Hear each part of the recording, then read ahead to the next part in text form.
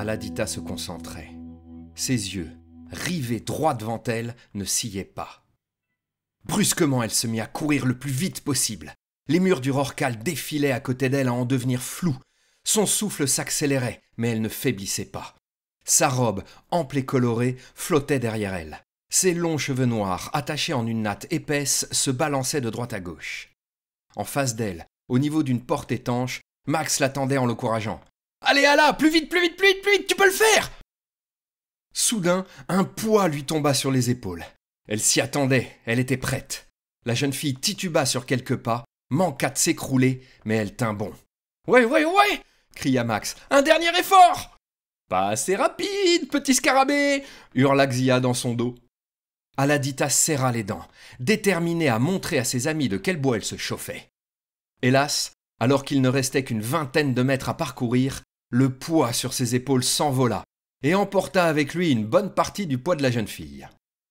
Son pas la propulsa vers le plafond, et elle s'envola sans pouvoir rien y faire. « Non !» se lamenta Max. « Oui !» exulta Xia. Au dernier moment, alors que sa tête allait heurter le plafond, la jeune fille s'entoura d'une bulle d'énergie bleutée qui scintillait comme un diamant. Aladita rebondit, et son élan la fit passer en trombe devant Max. « Ouais !» exulta Max. « Non !» se lamenta Xia. La bulle disparut au moment où elle passait près du sol et Ala se réceptionna, jambes fléchies, un genou à terre et le poing posé devant elle. Une vraie pose de super-héroïne. « C'est de la triche !» dit Xia en s'approchant. « On avait dit pas de pouvoir !» Elle faisait semblant d'être en colère, mais son sourire et l'étincelle dans ses yeux ne la rendaient pas crédible. « Tu avais dit pas de pouvoir !» répondit Max. « C'est trop facile pour toi, on te voit pas utiliser ta super-force. » « Bon, quand vous aurez fini de jouer, » fit la voix sérieuse de Yuri, « j'aurai un truc à vous dire. »« Mince, » ricana Max, « le maître d'école vient de sonner la fin de la récré. »« Bah, t'as fini de t'amuser avec la gravité ?» demanda Aladita, une pointe de déception dans la voix. Ils couvrirent rapidement le chemin qui les séparait du laboratoire du docteur Prokofiev. Yuri travaillait sur une paillasse, l'appareil des bouboules en partie démonté devant lui. À sa droite, il avait posé une tablette et s'en servait pour contrôler la gravité du Rorqual. En face de lui, plongé dans la lecture de son écran, son père était figé dans le temps. Avec ses cheveux gris mal coiffés et sa blouse blanche un peu tachée, il avait tout du savant fou des vieux films de science-fiction. « Vous savez comment marche la gravité artificielle du Rorqual ?»« Ah, Yuri !» répondit Xia avec un sourire affectueux. « Tu manques vraiment de tact quand tu travailles. Bonjour, Yuri !» Elle se pencha sur lui et lui posa un bisou sur la joue. Yuri vira instantanément au rouge carmin et se mit à bafouiller. Bonjour Xia, bonjour Max et Ala aussi. » La jeune chinoise resta très droite, continuant de sourire comme si de rien n'était, mais les deux autres ne purent contrôler leur ricanement. « Oui Yuri, je sais comment marche la gravité artificielle du Rorqual, » répondit Max qui avait pitié de l'embarras de son ami. « Mais je suis sûr que tu peux réexpliquer pour les autres. Ala adore tes histoires. » Le Rorqual est un immense tube allongé qui tourne sur lui-même. Tu as déjà essayé de faire tourner un seau avec de l'eau dedans ? Bah si tu tournes assez vite, l'eau reste collée au fond, même quand le seau est en haut.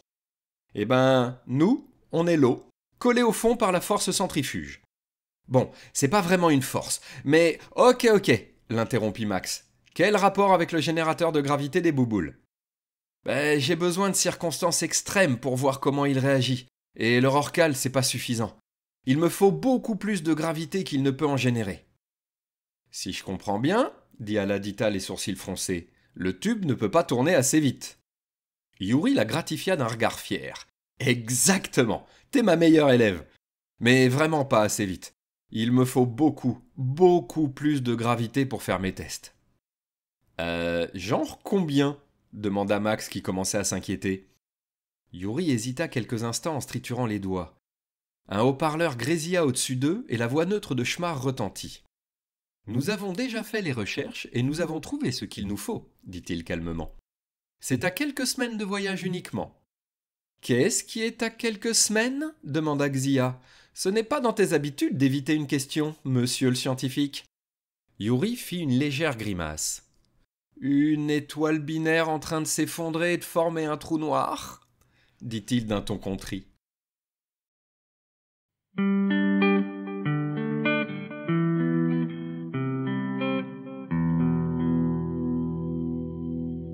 étoile binaire, c'est une étoile ordinateur ?»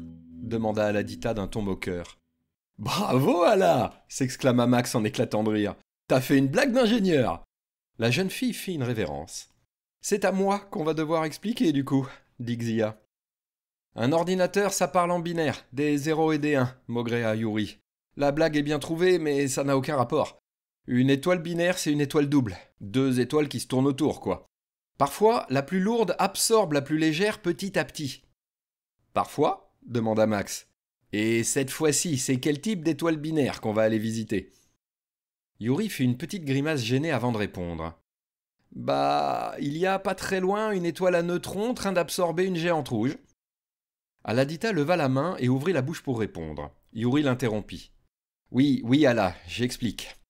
Une étoile à neutrons, c'est une petite étoile hyper lourde, mais vraiment hyper lourde.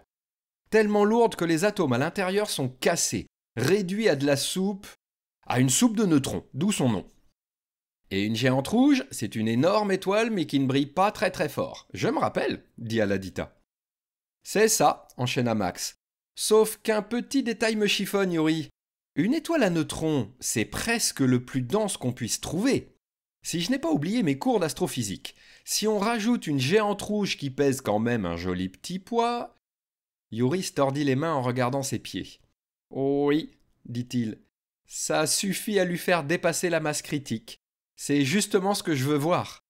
La binaire que nous allons visiter est sur le point de devenir un trou noir. » Max resta bouche bée. Xia éclata de rire et Ala fronça les sourcils. Yuri ne se laissa pas démonter. Il releva la tête et continua. « Les trous noirs sont les objets célestes les plus dangereux, les plus extrêmes et les plus incompréhensibles que nous connaissons. Mais c'est aussi la manifestation de la gravité la plus puissante qui existe. La gravité est si extraordinaire qu'elle recourbe l'espace-temps sur lui-même et que rien, pas même la lumière, ne peut s'en échapper. L'espace et le temps sont liés et la gravité les déforme, dit Max. Tu veux l'étudier pour trouver une solution pour les passagers du Rorqual ? Le jeune Russe hocha la tête en faisant la moue. Il semblait presque s'excuser de ce qu'il demandait. Yuri, qui avait peur d'une expérience scientifique, c'était plutôt inquiétant. La voix de Schmar résonna dans les haut-parleurs. La binaire NV427 va passer la masse critique qui la transformera en trou noir dans 3 semaines et 2 jours. Yuri hocha la tête d'un air sombre. « Et on sait ce qui va se passer ?» demanda Max. « Pas exactement » répondit son ami. « Normalement, pas grand-chose. Juste passer d'une étoile à neutrons à un trou noir. Très rapidement. Peut-être un sursaut gamma ou... » « Un sursaut gamma ?» dit Aladita en rigolant. « On va faire peur à une petite étoile toute blanche et elle va sursauter et devenir une toute petite étoile toute noire. » hésita Yuri. « Bah en fait, oui, un peu. Mais c'est pas nous qui allons la faire sursauter. C'est le fait qu'elle devienne trop lourde et passe le seuil critique au-delà duquel plus rien ne peut s'échapper à sa gravité. » Max fit la moue avant de prendre la parole. « Le Rorqual est suffisamment blindé pour nous protéger ?» Yuri haussa les épaules mais ne répondit pas, ses yeux rivés sur la table devant lui, refusant de croiser le regard de ses amis. La voix de Schmar, qui ne laissait transparaître aucune peur, aucune gêne, se fit entendre dans le silence. « J'ai mis le cap sur la binaire NV427, arrivée prévue dans 3 semaines, 1 jour et 14 heures. »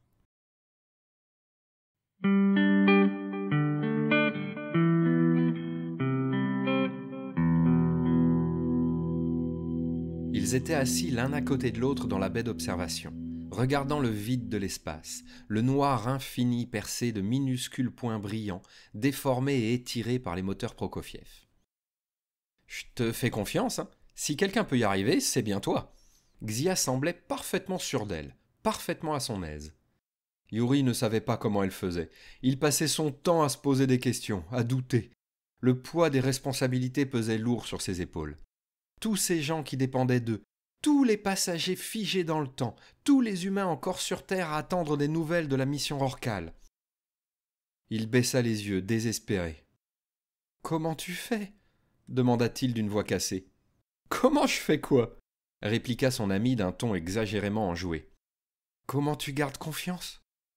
La jeune femme se tourna vers lui et riva ses yeux sombres dans les siens, l'obligeant à relever la tête. Parce que tu es la personne la plus douée, la plus gentille et la plus intelligente que je connaisse. Parce que tu nous as déjà sortis de situations perdues d'avance. Parce que, tous ensemble, on est plus forts que les Avengers. » Soudainement, Yuri fut submergé par la proximité de Xia. Il lui semblait se perdre dans ses yeux. Il lui semblait sentir la chaleur de son corps tellement proche. Il lui semblait que sa tête se rapprochait de la sienne, que ses lèvres s'avançaient vers... Une bourrasque de vent secoua leurs cheveux et leurs vêtements, les faisant sursauter tous les deux. « Oups !» dit Max en faisant une grimace gênée. Je voulais pas déranger, mais Schmar dit qu'on arrive. » Yuri bredouilla, pas vraiment certain de ce qu'il venait de se passer. Xia se leva dignement, la tête droite et le regard d'acier. Elle frappa du poing dans sa main, déclenchant une petite onde de choc qui fit trembler les meubles. « On a rendez-vous avec un trou noir. Allez, viens, Yuri !» À peine s'était-il mis en route que le Rorqual se mit à grincer et à vibrer comme il ne l'avait pas fait depuis le système solaire. Max profita de ses réflexes ultra rapides et Xia plia les jambes et s'ancra dans le sol comme un rugbyman dans la mêlée. Yuri tomba à la renverse et se cogna la tête contre le mur. La colère l'envahit aussitôt. Il se sentait faible et ridicule et il ne le supportait plus. Du moins, il ne le supportait plus lorsque Xia était là. Elle était tellement forte, tellement assurée, il se sentait comme un bébé quand il était à côté d'elle. Et pour couronner le tout, ce fut elle qui se pencha pour l'aider à se relever. Elle le souleva comme s'il ne pesait rien, comme une mère soulève un nouveau-né. « Fais gaffe, l'intello !» lui dit-elle en souriant tendrement. « On a besoin de cette tête !» Yuri lâcha sa main d'un air vexé et se remit en route sans répondre. La jeune chinoise haussa les épaules et lui emboîta le pas. « Schmar, qu'est-ce qui s'est passé ?» lâcha le scientifique sur un ton colérique. « Tout comme les perturbations que vous avez subies lors de votre départ, elles restent inexpliquées, » répondit la voix métallique. « Je file en zone technique, » s'exclama Max avant de disparaître dans un coup de vent. « Je veux être sur place si ça recommence, on sait jamais, » termina-t-il par radio. Xia et Yuri se mirent à courir vers la passerelle. Sur le chemin, le vaisseau se remit à trembler 2 fois, toujours plus fort. Les lumières clignotèrent et une alarme se mit à hurler. « C'est bon, rien de grave, je gère !» cria Max dans la radio. Un instant plus tard, l'éclairage se stabilisa et la sirène se tut. Xia et Yuri continuaient de courir dans le couloir en s'appuyant sur les murs pour ne pas tomber. Ils avaient l'impression d'être retournés sur Naïka pendant les tremblements de terre. Lorsqu'ils arrivèrent en trombe sur la passerelle, Aladita y était déjà, un début de panique dans les yeux.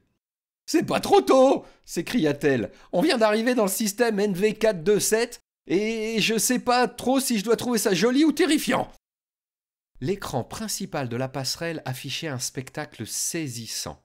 Une petite étoile blanche brillait fortement au centre de l'image. À côté d'elle, une petite étoile blanche brillait fortement au centre de l'image. À côté d'elle, une immense étoile rouge était déformée comme une poire dont on tirerait la pointe, et une longue traînée de plasma incandescent s'enroulait entre les 2 astres. « On dirait que la grosse rouge est une barbe à papa et que la petite blanche la mange, » termina Aladita. «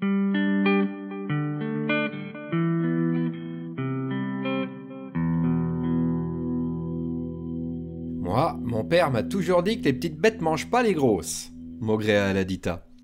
Max s'échinait à limiter la casse en salle des machines pendant que Yuri travaillait d'arrache-pied. « Oui, mais en l'occurrence, la petite étoile pèse beaucoup plus lourd que la grosse, » répondit Yuri d'un air distrait. « C'est pour ça que c'est elle qui mange l'autre. » Pendant qu'Ala et Xia profitaient du spectacle en salle d'observation, Max surveillait les machines. Yuri avait repris ses expériences et le Rorqual avait déjà vibré 4 fois depuis leur entrée dans le système LV427. Un bruit sourd monta soudainement.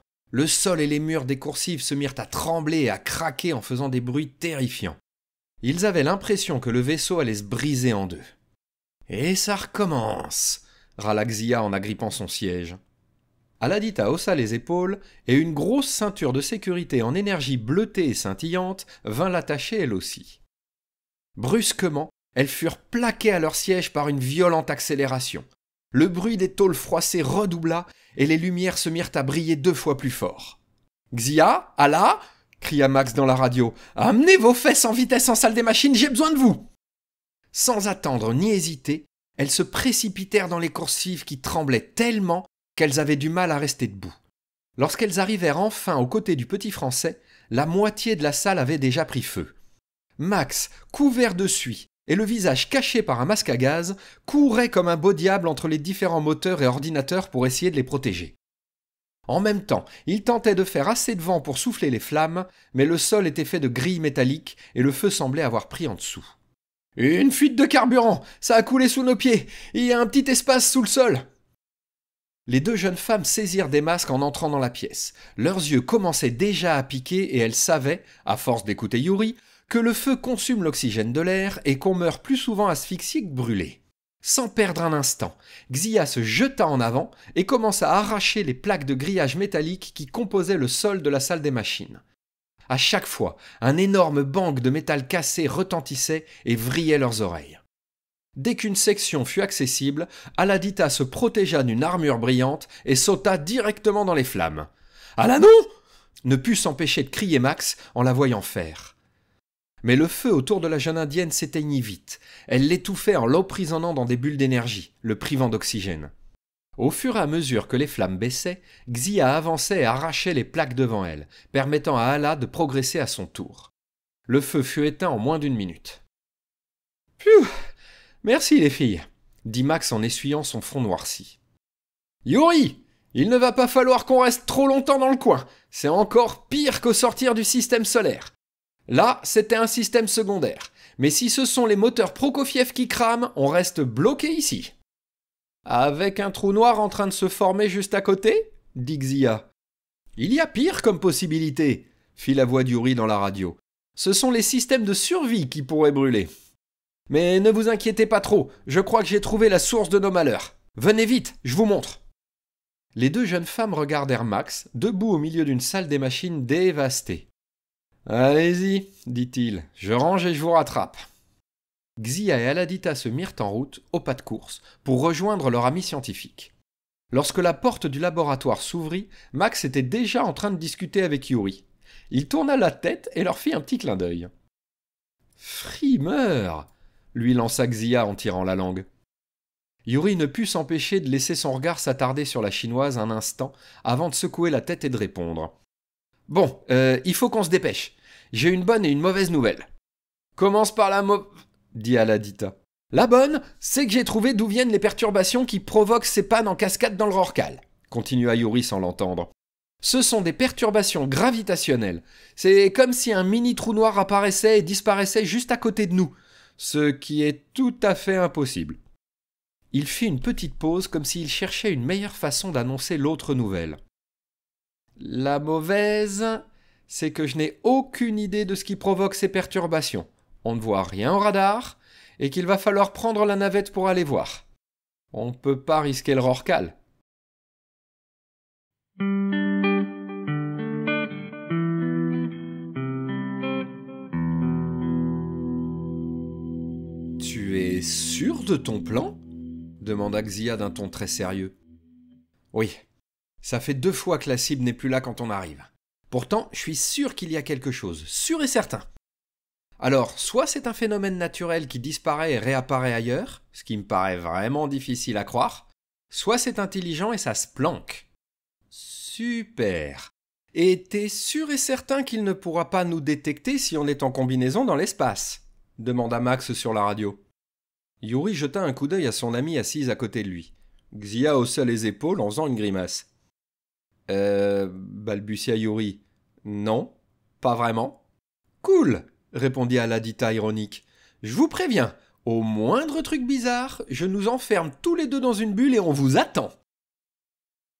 Max et Ala dérivaient dans l'immensité de l'espace, seulement protégés par leur combinaison rouge et noire aux allures de costumes de super-héros. Je sais que ça n'arrêtera aucune arme d'un vaisseau spatial, dit Max, mais je suis quand même rassuré d'avoir ajouté du blindage à ces combis. Tu m'étonnes, John, répondit Aladita. Ils étaient sortis du Rorqual et s'étaient propulsés à l'aide de jets d'air comprimé. Maintenant, ils avaient coupé la propulsion et filaient à travers l'espace, sans un bruit, sans un souffle. 2 minuscules points perdus au milieu d'un système solaire en plein apocalypse. Max frissonna en regardant autour de lui. Les ténèbres et l'immensité intersidérale à sa gauche, une étoile en train d'en dévorer une autre à sa droite. Leur objectif, contourner un gros astéroïde derrière lequel ils avaient détecté la source d'ondes gravitationnelles et trouver ce qui se cachait derrière. Une fois qu'ils eurent suffisamment d'avance, Yuri et Xia firent le tour par l'autre côté avec la navette. Ils espéraient que leur cible ne verrait pas les deux combinaisons, trop petites, et qu'ils se dirigeraient vers elles pour fuir le vaisseau. Les radars et les capteurs transportés par Max et Ala prendraient alors toutes les informations qu'ils voulaient. Leur cible ne réagit pas du tout comme prévu. Pour commencer, elle détecta sans problème les deux combinaisons. « Y a un truc qui bouge sur mon radar !» cria soudainement Aladita. « Nous détectons une soudaine activité derrière l'astéroïde !» confirma Max. « De fortes perturbations gravifiques. Je pense que ce sont des moteurs qui fonctionnent ainsi. » Un objet se rapproche de nous et il est à l'origine de ces perturbations. « Un vaisseau !» s'égosilla Ala. « Un vaisseau spatial ! Et il nous fonce dessus !» Elle et Max se retrouvèrent soudainement entourés d'une épaisse bulle d'énergie bleutée. Elle était si compacte qu'ils ne voyaient presque plus rien au travers. « Wow ! Ala, t'as encore fait des progrès !» souffla Max. « On arrive !» cria Xia dans la radio en poussant les moteurs à fond. À peine avait-elle fini sa phrase que les deux combinaisons se mirent à tournoyer dans l'espace comme si un footballeur géant avait shooté dans la bulle d'Aladita. Les deux aventuriers crièrent de surprise autant qu'à cause du choc. Ils voltigeaient dans tous les sens, se cognant l'un sur l'autre ou sur les parois de la bulle. Max cria « Ah là ! Mets-toi en boule, les bras autour de la tête ! Yuri, Xia, maniez-vous, on est pris pour cible !»« On y est presque !» grogna Xia. À côté d'elle, dans le cockpit de la navette, Yuri plissa les yeux et se concentra pour regarder à travers l'astéroïde. Il vit clairement un vaisseau extraterrestre, en forme de ballon, comme une mini-étoile de la mort. Elle faisait feu sur une minuscule bulle bleutée qui scintillait au milieu de l'espace avec un canon gravifique. Le jeune scientifique n'eut pas le temps de s'émerveiller de l'avance technologique nécessaire à la fabrication d'une telle arme. Il cria à son tour dans la radio. « Ala, ne laisse surtout pas retomber ta bulle d'énergie. C'est la seule chose qui vous tient en vie, toi et Max. »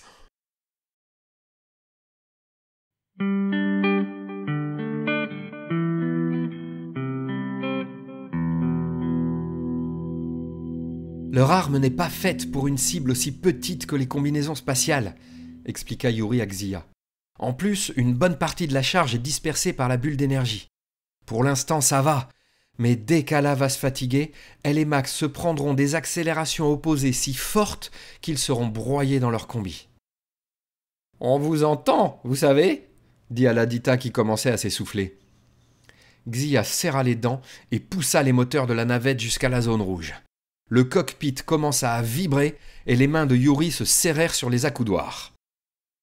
Devant eux, l'étrange vaisseau se dessina petit à petit sur les écrans de contrôle. La jeune chinoise ne ralentit pas du tout et mit le cap droit sur leur cible. « À la dégonfle !» grogna-t-elle. « Le premier qui tourne a perdu !» Les mains de Yuri agrippèrent ses accoudoirs si fort que ses doigts blanchirent, mais il ne dit rien. C'était lui qui avait demandé à ses amis de se jeter dans l'espace en simple combinaison. Lui aussi, il pouvait prendre des risques. Il hésita un court instant et appuya sur le bouton de la radio avant de parler. « Schmar, approche le Rorcal pour récupérer Max et Ala. Maintenant, soit on meurt tous, soit on s'en sort tous. » Xia lui jeta un petit coup d'œil en coin qu'il ne remarqua pas. De toute façon, il n'aurait jamais compris pourquoi les yeux de la jeune chinoise brillaient soudainement en le regardant. Le vaisseau-ballon fit brusquement un écart sur le côté, un virage très serré pour un bâtiment de cette taille. Mais Xia le suivit sans difficulté, ajustant sa trajectoire pour continuer à lui foncer dessus. 2 fois encore, le vaisseau extraterrestre tenta une manœuvre d'esquive, mais la navette du Rorcal, petite et maniable, suivait sans difficulté. « Vous voulez jouer ?» grogna Xia en appuyant sur un bouton rouge. La navette cracha 2 rayons laser, invisibles et ne faisant aucun bruit, qui s'écrasèrent sur leur ennemi sans faire de gros dommages. « Il est beaucoup trop gros pour... » commença Yuri avant de se pencher sur son écran. Il n'y avait aucun dégât. Les lasers installés par Xia récemment étaient vraiment trop petits. Mais le ballon s'était arrêté net. Il continuait de glisser dans l'espace, emporté par son poids, mais il n'accélérait plus, ne tirait plus, ne donnait plus signe de vie. « Ils ont plus de piles ?» demanda Aladita en soupirant de soulagement. « Il était temps !» répondit Max. « À se faire secouer comme ça, je n'allais pas tarder à vomir dans mon casque. » Dans 17 minutes et 28 secondes, le Rorqual sera à portée de vos combinaisons et vous pourrez rentrer vous mettre à l'abri, fit la voix métallique de Schmar. Xia haussa les épaules sans répondre et ajusta son cap pour viser ce qui ressemblait à un sas d'entrée sur le vaisseau ennemi. Elle poursuivit son approche dans un silence pesant, tendu sur ses commandes. À chaque instant, il s'attendait à voir le vaisseau boule se retourner contre eux et les pulvériser avec son canon gravifique. Mais rien ne se passa. Il n'y avait pas une fenêtre, pas une lumière, pas un repère sur le drôle de vaisseau qui aurait pu leur donner une indication. Xia pilota de main de maître et posa la navette juste sur le sas de la boule. Du moins, elle espérait que c'était un sas.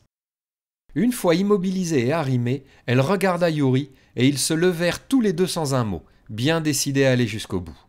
Le scientifique russe frappa du plat de la main la commande d'ouverture de la porte de la navette.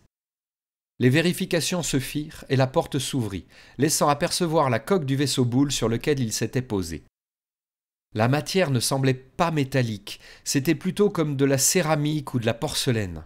« Ça ressemble au bol dans lequel je mangeais mes céréales le matin », dit Xia en levant un sourcil. « Peut-être, mais ça va être nettement plus solide, » répondit Yuri qui plissait les yeux en regardant la structure atomique du vaisseau boule. « On fait quoi ?» demanda son ami. « On frappe ?» Sans vraiment attendre sa réponse, Xia attrapa une lourde boîte métallique et frappa la coque du sas extraterrestre 3 fois de suite.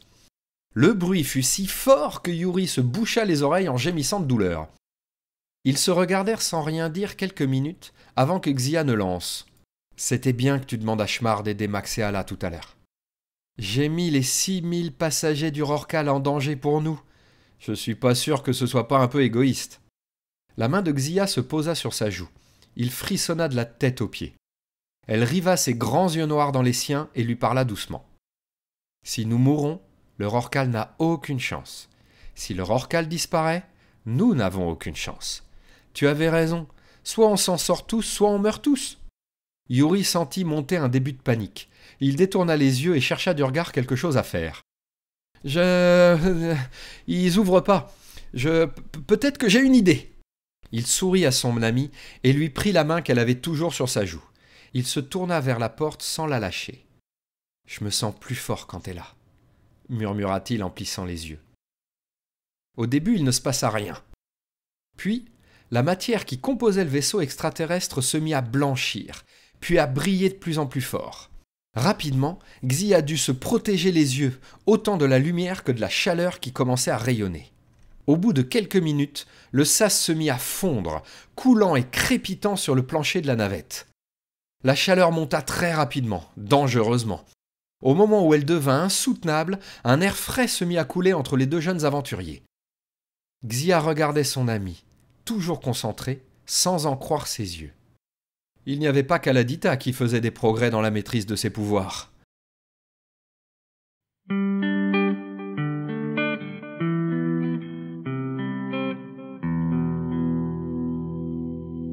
Eh bien, c'était pas un sas. Xia avait raison. Ils étaient arrivés par le plafond d'une drôle de pièce sphérique et il n'y avait pas eu de seconde porte.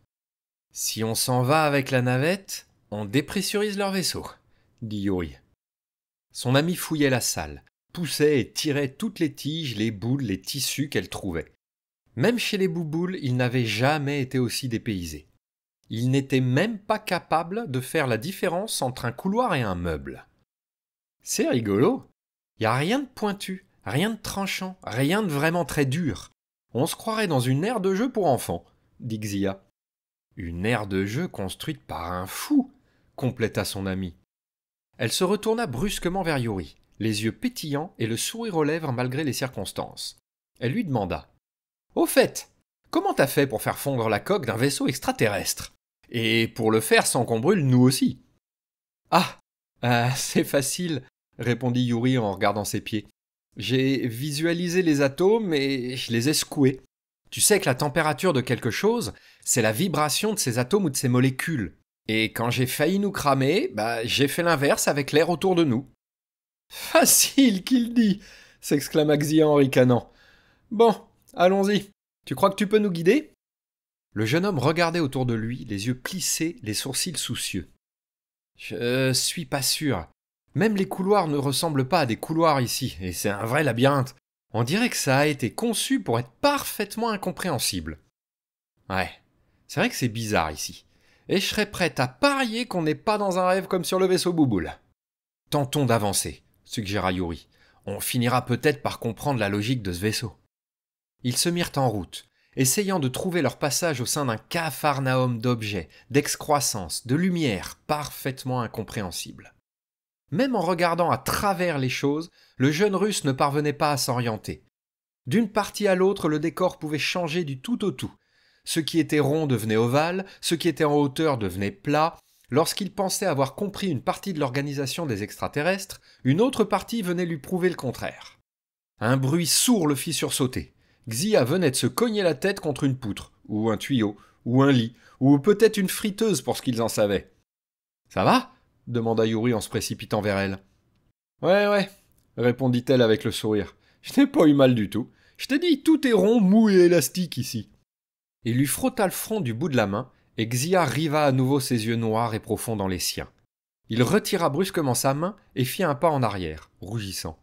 « Tu as raison, » dit-il, « mais je ne suis pas vraiment rassuré par cette aire de jeu extraterrestre. Déjà, tout est noir ou gris, ça manque de couleur pour une aire de jeu. » La radio se mit à crachoter. La voix de Schmar s'entremêlait à des grésillements désagréables. Les étoiles binaires sont presque à leur point de bascule. Nous aurons un nouveau trou noir dans moins d'un quart d'heure. Un calcul plus précis est rendu compliqué par les... « Merci, Schmar !» l'interrompit Xia. « On te fait confiance. » Elle se tourna vers Yuri pour ajouter quelque chose, quand le vaisseau extraterrestre fut secoué par un violent tremblement. La radio crachota à nouveau, mais la voix de Schmar était incompréhensible. Un sifflement d'air vrilla leurs tympans, et les deux aventuriers refermèrent les casques de leur combinaison en même temps. Un instant plus tard, ils basculaient, aspirés par un vent affolant. « On dépressurise !» cria Yuri.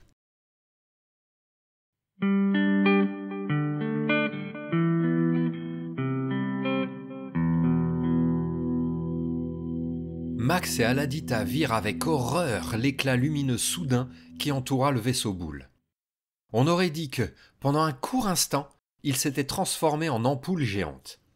La navette du Rorqual vibra et se tordit brusquement, avant d'exploser, emportant avec elle un bout de la coque à laquelle elle était arrimée. « Fermez vos casques et accrochez-vous », fit la voix calme de Schmar à l'attention de Yuri et Xia. « Vous êtes en train de dépressuriser. » Les yeux d'Aladita s'emplirent de larmes alors qu'elle voyait le vaisseau extraterrestre cracher son atmosphère en un long panache glacé. À côté d'elle, Max serrait et desserrait les poings, mourant d'envie d'aider ses amis, mais dans l'incapacité de le faire. « Yuri, Xia ? Répondez-moi s'il vous plaît !»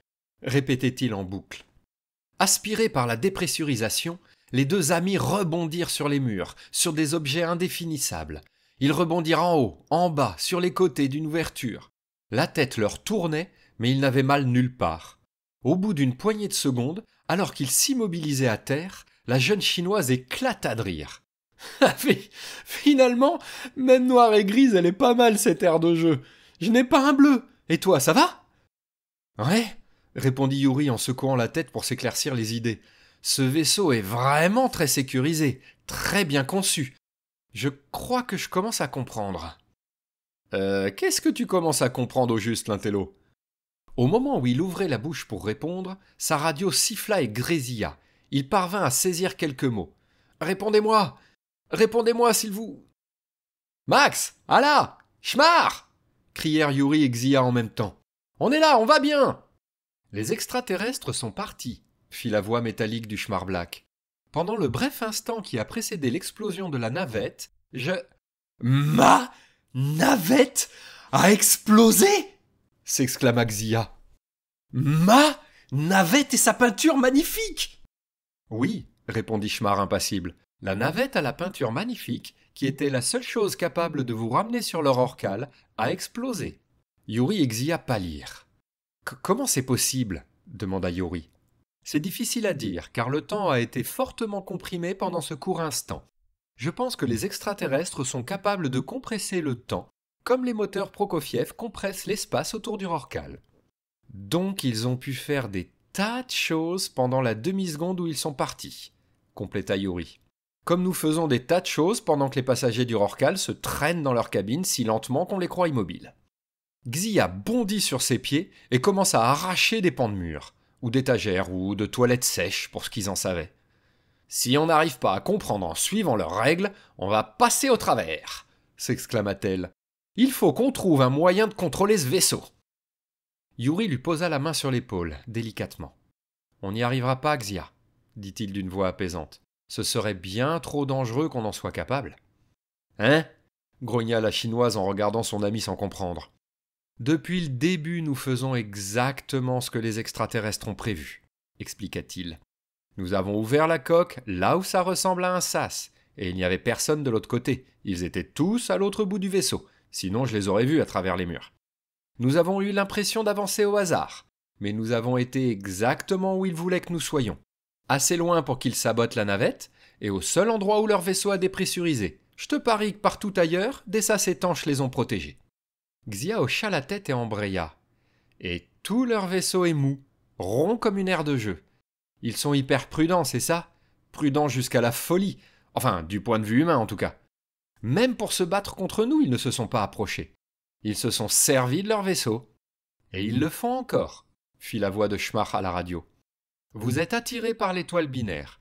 Ils ont sacrifié leur vaisseau spatial pour vous piéger. Tout ça parce qu'ils ne veulent prendre aucun risque ? S'exclama Aladita. Est-ce sont des pétochards ? Oui, conclut Max. Et ces pétochards nous ont manipulés de bout en bout, comme de véritables marionnettistes.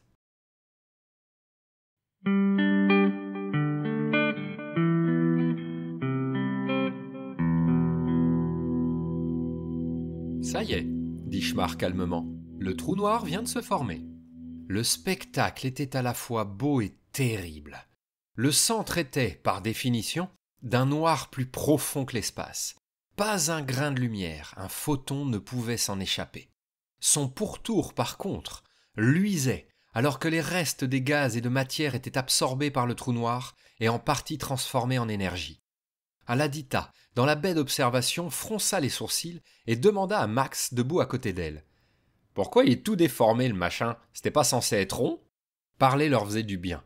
Ça leur permettait d'oublier quelques instants la peur qu'ils ressentaient pour leurs amis. Max répondit d'une voix blanche. Yuri te l'expliquera sûrement mieux que moi, mais en gros, il est tellement lourd que sa gravité détourne même les rayons de lumière. Il n'est pas déformé, il est parfaitement rond. Mais la lumière qui passe à côté tourne comme au travers d'un verre de lunettes. On parle de lentille gravitationnelle, fit la voix d'Yuri dans la radio. Mais le cours attendra, j'ai une idée pour nous sortir de là. Max et Alas regardèrent les yeux écarquillés. Le cours attendra ? Répéta le petit Français. La situation est vraiment critique. Tous entendirent Xia ricaner nerveusement derrière Yuri. Écoutez-le, dit-elle, c'est encore plus dingue que d'habitude. Bon, reprit le scientifique. D'après ce qu'on a compris, les pétochards sont une race tellement prudente que tout est mis en œuvre pour limiter les risques au maximum. Bien plus que ne l'auraient fait des humains. Ils ont été capables de sacrifier un vaisseau entier rien que pour se débarrasser de 2 intrus, sans même savoir si on serait hostile ou pas. Je ne vois pas bien en quoi leur prudence peut nous apporter une aide, fit remarquer la voix calme de Schmach. Eh bien, on peut s'attendre à ce que leur vaisseau soit très solide, qu'ils referment les brèches très rapidement, qu'il y ait des systèmes de sécurité en cas de trop forte accélération, en cas de tout et n'importe quoi. Et alors ? Dit Aladita. Non, s'affola soudainement Max. Ah, ok, les pétochards sont super prudents jusqu'à la folie. Mais compter là-dessus pour votre survie à vous, c'est suicidaire. On sait même pas s'ils sont résistants, s'ils ont besoin de respirer souvent, ni rien sur leur physionomie. Ok Max, tu m'as compris, reprit Yuri. On va se servir du côté ultra sécurisé du vaisseau pour prendre des risques qu'on ne pourrait pas prendre avec le Rorqual. Quel genre de risque ? Demanda Schmach. On va percer des trous dans la coque pour que l'air nous propulse en s'échappant. Et on va ralentir le vaisseau boule comme ça. Un silence lourd suivit la déclaration. C'est à la dita, de sa voix au perché, qu'il brisa. « Non mais ça va pas la tête !» « L'idée est bonne, » dit Schmar, comme s'il parlait de la pluie et du beau temps. « Si vous arrivez à générer une poussée suffisante et à ralentir assez, le Rorqual pourra vous intercepter. »« Et c'est là que tu interviens, là, » dit Xia. « On n'a plus ma belle navette, donc on va se jeter dans l'espace et il va falloir que tu nous récupères dans une bulle d'énergie. »« Mais pourquoi vous sautez pas tout de suite du vaisseau pour attendre qu'on vienne vous chercher ?» répondit-elle. « Parce qu'il tombe vers le trou noir. Que tout tombe à la même vitesse, un vaisseau, un sandwich, un Yuri, une lune ou une Xia. S'il sautait maintenant, il n'aurait pas d'autre moyen de ralentir que la propulsion de la combinaison, largement insuffisante, et il continuerait de tomber, mais à côté du vaisseau boule. » Le silence tomba à nouveau. Ils entendaient les respirations dans la radio pendant que chacun réfléchissait. « Max, » dit Xia d'un air sombre, « j'ai déjà perdu une navette aujourd'hui, et tu vas devoir piloter mon Rorqual. Je te préviens, si tu fais la moindre rayure sur la peinture, il vaudrait mieux pour toi que je ne rentre pas. » Malgré les efforts de la jeune femme, personne ne réussit à rire. « Prête ?» demanda Yuri, encore essoufflé par leur course à travers le vaisseau boule. « Prête !» répondit Xia calmement. Le jeune homme vérifia qu'ils étaient au bon endroit et se concentra sur le mur qui commença rapidement à rougir. Quelques secondes plus tard, il se mettait à fondre, coulant lentement de grosses bulles gris foncé, maintenant qu'il n'y avait plus de gravité pour les attirer vers le bas. Soudainement, une brèche vers l'espace apparut, et l'air s'y engouffra avec violence. Les combinaisons qu'ils avaient arrimées au sol tenaient bon. Ils étaient secoués, mais pas emportés vers le vide. La première porte de sécurité voulut se fermer pour isoler la zone, mais Xia s'était placée juste à côté. D'un geste vif, elle arrêta la chute de la porte à main nue. « Ouf !» grogna-t-elle. « Ah, ces fichots portes font pas semblant de forcer !» Yuri écarquilla les yeux en voyant le sol se fissurer autour des pieds de la chinoise. Mais Xia ne lâchait pas.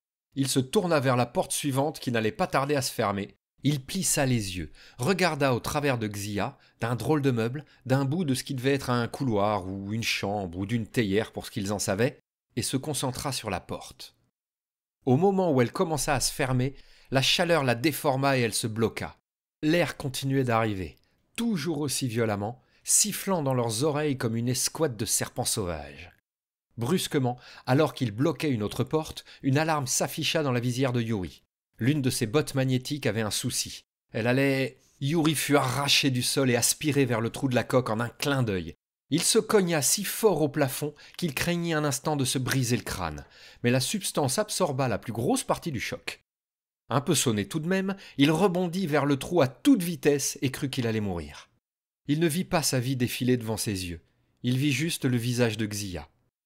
Depuis le poste de pilotage, Max et Ala regardaient le long panache d'air gelé, aux cristaux de glace qui luisaient comme de la neige au soleil, s'échappant du vaisseau boule. L'Indienne ouvrit la bouche pour demander si tout allait bien, lorsque le cri de Xia déchira leur tympan. « Yuri !» Elle lâcha la porte, mais c'était trop tard. Le temps qu'elle se ferme, son ami serait dehors, propulsé dans l'espace, minuscule point dans un système solaire bouleversé par l'apparition d'un trou noir. Il n'aurait aucune chance. Alors qu'il se croyait perdu, Yuri se sentit soudain englué dans une espèce de toile, ou une mousse, qui l'entoura entièrement, comme un cocon gluant. La substance collait au reste du vaisseau, et le jeune homme se trouva rapidement scotché sur un mur, comme une mouche dans une toile d'araignée. « Bon, t'avais raison », souffla Xia qui avait eu la peur de sa vie. « Par contre, il n'y a plus d'air dans le coin, nous n'accélérons plus. »« Max ?» demanda-t-elle par radio. « On a suffisamment ralenti pour que tu viennes nous chercher ?»« Ça va être très juste, mais c'est jouable, » répondit l'intéressé. Un peu hésitant sur les commandes, il mit le Rorqual en route. Ses énormes moteurs s'allumèrent et une longue traînée lumineuse apparut derrière le vaisseau. L'accélération plaqua Ala et Max à leur fauteuil alors que Schmar prenait les commandes pour les orienter. Il fallait être très précis pour rejoindre le vaisseau boule pile au bon endroit. Ni trop tôt et le rater, ni trop tard et finir dans le trou noir.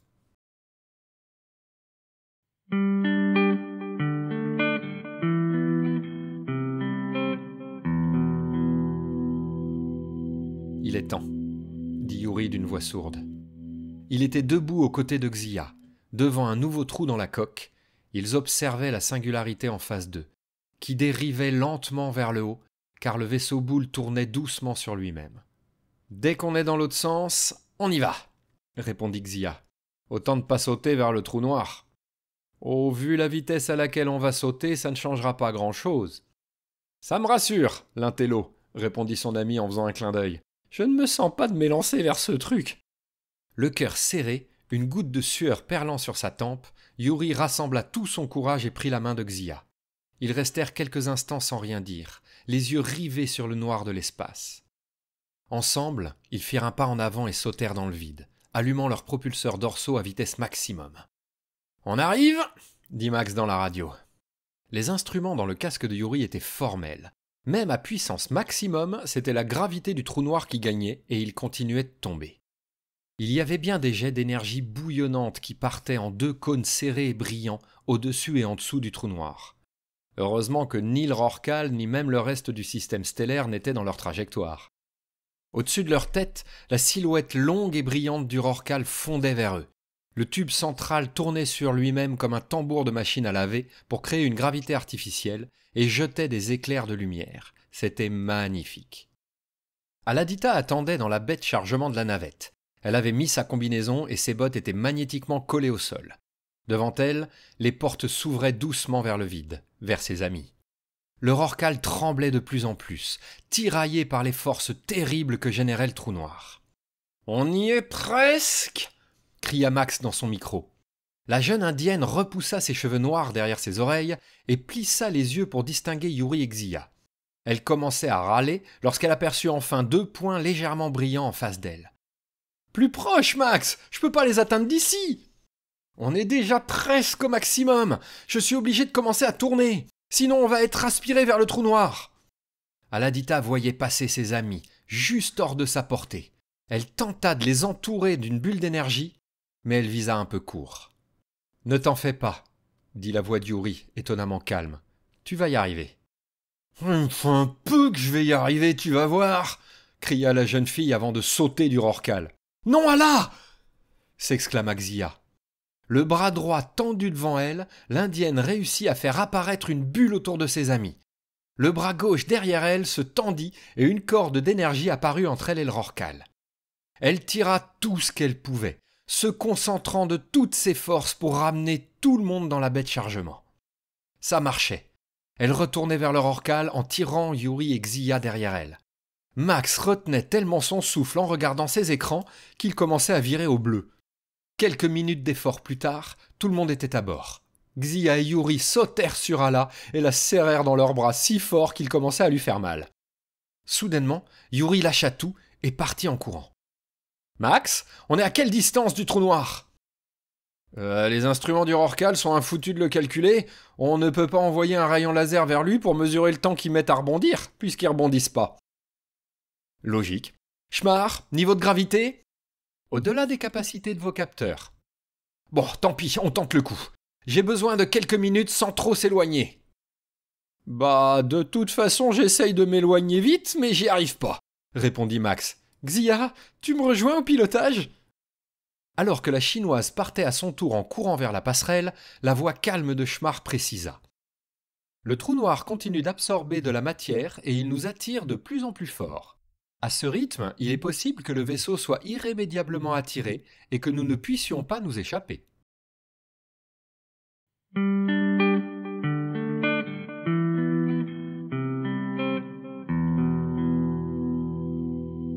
Pendant que Max et Xia luttaient avec les commandes du Rorqual, Yuri s'était précipité vers le laboratoire de son père. La machine des bouboules trônait là, sur une paillasse, un gros paquet de fils de couleur sortant de son couvercle. Le plus rapidement possible, le scientifique russe tapota sur l'écran de son terminal, débrancha quelques câbles et en remit quelques autres. Il transpirait, à la limite de la panique, et parlait à lui-même à voix basse. « Allez, allez, c'est notre seule chance, notre seul moment. Une gravité pareille, je verrai ça nulle part ailleurs. Il faut qu'on... » Soudain, un éclair noir flasha dans tout le Rorqual et une violente secousse ébranla toute sa structure. Seul Yuri fut projeté à terre et se cogna la tête violemment contre un fauteuil. Les autres avaient leur ceinture de sécurité. « Aïe !» s'exclama-t-il.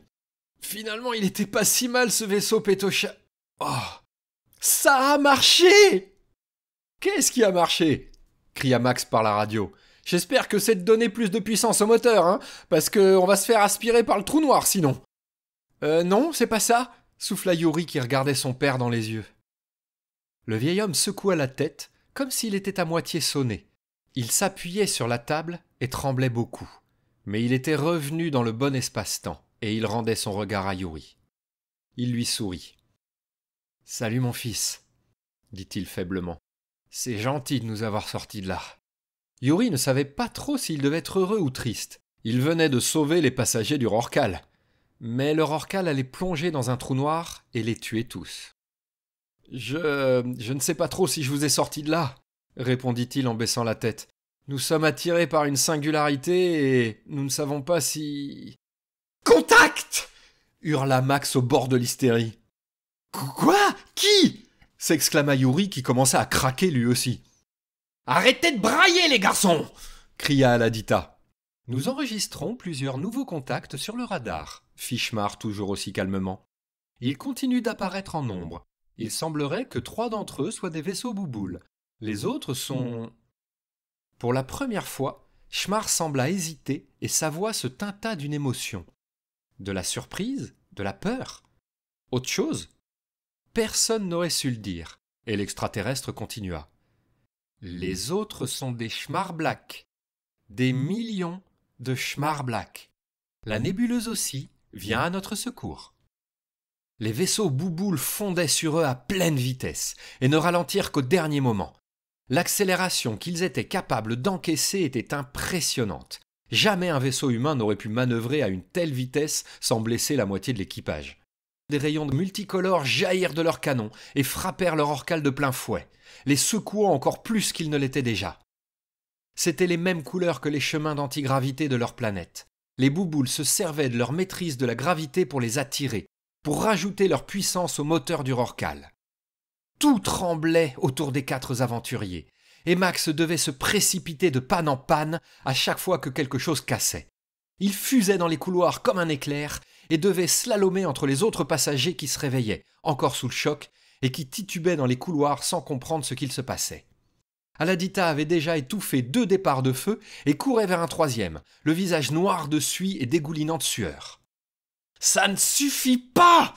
cria Xia, toujours aux commandes du Rorqual. C'est à ce moment-là que les Schmarblack unirent leurs forces pour projeter une énergie colossale en direction des vaisseaux bouboules. La force des rayons de gravité se décupla instantanément et le vaisseau se mit à craquer de partout. Yuri et Xia serrèrent les dents, espérant de toute leur force que le vaisseau supporterait tout ça. Les autres étaient tellement occupés qu'ils n'eurent même pas le temps de s'inquiéter. Puis, progressivement, tout se calma. Ils avaient été arrachés à l'attraction du trou noir par leurs amis extraterrestres et les moteurs du Rorqual suffisaient maintenant à les éloigner. Yuri profita du retour à une gravité normale et fonça en courant vers la passerelle où Xia était affalée sur les commandes de pilotage. Essoufflé comme après un marathon, transpirant comme dans un sauna et souriant comme un matin de Noël. « Xia !» s'exclama Yuri. « Les passagers, ils sont libérés de leur stase. J'ai pu les... » La jeune femme ne le laissa pas terminer. Elle se jeta sur lui et l'embrassa.